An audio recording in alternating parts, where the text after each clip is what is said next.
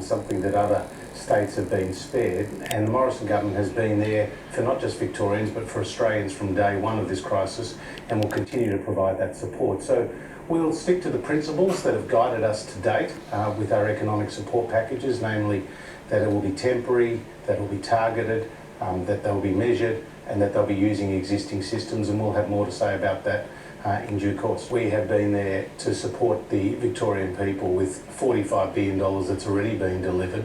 That's around 3 times what the state has delivered, and we also have existing programs. Other states went through short-term lockdowns, namely Queensland and Western Australia. They didn't ask for federal extra support, they didn't receive extra federal support, and that was after the end of JobKeeper. But now that the lockdown has been extended, then we obviously are considering the implications of that, and we do understand the need that Victorian families and businesses have right now, and hopefully when the details of the easing of restrictions are announced by the state government, that will come as some relief, particularly to regional Victorians, because you've got a situation, for example, in a regional city like Mildura, who are probably watching your show today, more than 50,000 people, more than 500 kilometres away from Melbourne. They haven't had a case for 13 months, yet they were subject to the same restrictions and lockdown as the people in Melbourne. So all those responses and decisions by the state government really do need